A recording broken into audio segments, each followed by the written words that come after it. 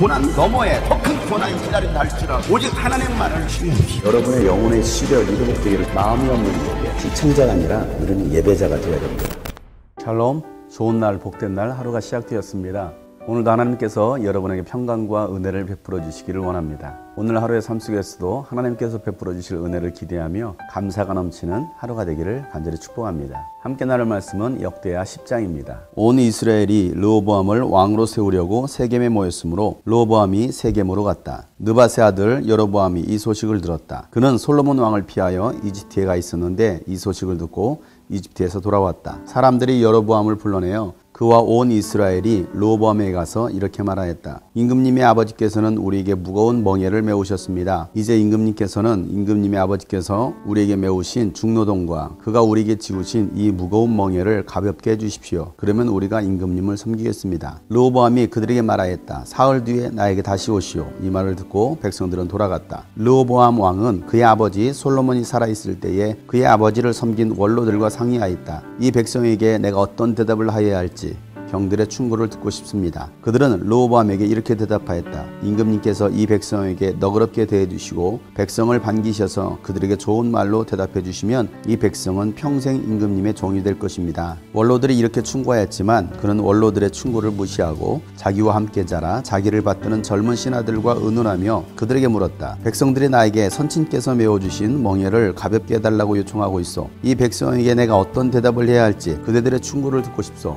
왕과 함께 자라난 젊은 신하들이 그에게 말하였다. 이 백성이 임금님의 아버지께서 그들에게 메우신 무거운 멍에를 가볍게 해달라고 임금님께 요청하였습니다. 그러나 임금님께서는 이 백성에게 이렇게 말씀하십시오. 내 새끼손가락 하나가 내 아버지 허리보다 굵다. 내 아버지가 너희에게 무거운 멍에를 메우셨으나 나는 이제 너희에게 그것보다 더 무거운 멍에를 메우겠다. 내 아버지께서는 너희를 가죽 채찍으로 매질하셨으나 나는 너희를 쇠 채찍으로 치겠다 하고 말씀하십시오. 왕이 백성에게 사흘 뒤에 다시 오라고 하였으므로 여로보암과 온 백성이 사흘째 되는 날에 르호보암 앞에 나아왔다. 왕은 원로들의 충고를 무시하고 백성에게 가혹하게 대답하였다. 르호보암 왕은 젊은 신하들의 충고를 따라 백성에게 이렇게 대답하였다. 내 아버지가 당신들에게 무거운 멍에를 메우셨으나 나는 이제 당신들에게 그것보다 더 무거운 멍에를 메우겠소. 내 아버지께서는 당신들을 가죽 채찍으로 매질하셨으나 나는 당신들을 쇠 채찍으로 치겠소. 왕이 이처럼 백성의 요구를 들어주지 않았으니 하나님께서 일이 그렇게 뒤틀리도록 시키셨던 것이다. 주님께서 이미 실로 사람 아히야를 시키셔서 느밧의 아들 여로보암에게 하신 말씀을 이루시려는 것이었다.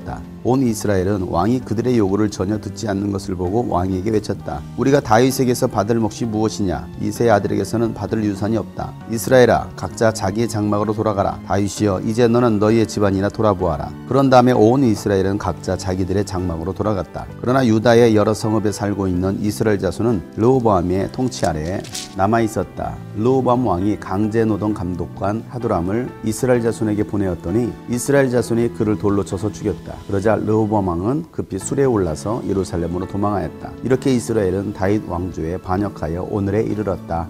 아멘. 솔로몬이 죽고 그의 아들 르호보암이 이스라엘의 왕이 됩니다. 르호보암이 왕이 되었다는 소식을 이집트에 있었던 여로보암이 듣습니다. 그리고 많은 사람들과 함께 르호보암을 찾아옵니다. 여로보암은 르호보암 왕에게 말하기를 솔로몬이 백성들에게 지어졌던 그 무거운 노역의 짐을 이제는 좀 풀어주십시오 라고 요청을 합니다. 솔로몬이 제위하는 동안에 이스라엘 백성들은 성전을 건축하고 성읍을 짓는데 강제노역으로 일을 했던 것입니다. 이로 인한 백성들의 불만은 이만저만이 아니었습니다. 그래서 그의 아들 르호보암이 왕이 되었을 때 백성들은 여로보암을 부추겨서 백성들의 고통을 덜어달라고 요청을 했던 것입니다. 여로보암의 이야기를 듣던 르호보암은 솔로몬과 함께 일을 했던 원로들을 부릅니다. 원로들은 르호보암에게 백성들을 너그럽게 대해주고 백성들을 반기면서 좋은 말로 대답을 해주면 백성들은 평생 임금님의 종이 될 것입니다 라고 말을 합니다. 그런데 르호보암은 이 원로들의 충고를 무시합니다. 그리고 자기와 함께 어렸을 때 살았던 젊은 친구들에게 의논을 하자 그 젊은 친구들은 백성들의 말을 들어줘서는 안 된다는 것입니다. 더 큰 고통을 백성들에게 줘야 백성들이 무서워서 왕을 따를 것이라고 말을 합니다. 르호보암은 원로들의 충고보다는 이 젊은 신하들의 말을 받아들입니다. 르호보암은 백성들을 사랑하기보다는 자신에게 주어진 이 왕권을 장악하고 백성들을 힘과 권력으로 다스리고자 했던 욕망이 컸던 것입니다. 신명기 17장 14절부터 보면 이스라엘 왕의 자격에 대해서 하나님께서 말씀하십니다. 이스라엘 왕은 이방인에게서 선택하지 아니하고 이스라엘 민 민족에게서 선택해야 된다는 것입니다. 두 번째는 군말을 많이 가졌어도 안 된다는 것입니다. 그리고 세 번째는 많은 아내를 두어서는 안 된다는 것입니다. 네 번째는 은과 금을 많이 모았어도 안 된다고 말씀합니다. 그리고 다섯 번째는 율법적을 평생 자기 옆에 두고 하나님의 말씀을 듣고 하나님의 말씀대로 순종해야 된다고 말씀하십니다. 그리고 마지막으로 마음이 교만해져서 자기 결의를 없인 여기거나 하나님의 계명을 떠나서 좌로나 우로나 치우쳐서는 안 된다고 말씀하고 있습니다. 이것이 왕이 가져야 될 덕목이었습니다. 그런데 르호보암 왕은 이 말씀대로 하지 않았습니다. 자신의 야망과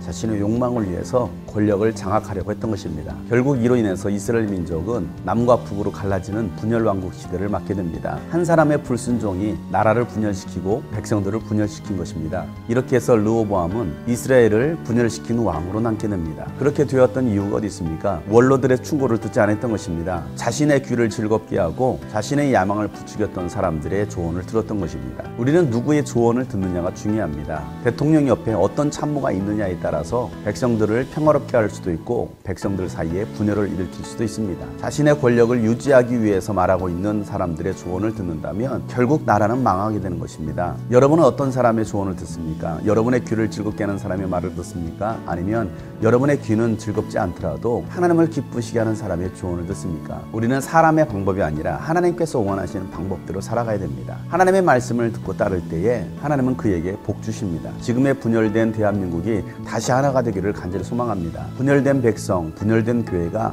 다시 하나가 되기를 소망합니다. 사랑하는 여러분, 오늘도 주님께서 여러분이 하신 그 주님의 음성을 들으시고 내 마음을 즐겁게 하는 말이 아니라 하나님을 기쁘시게 하는 그 말을 듣고 순종하는 여러분 되시기를 주 여러분 축복합니다.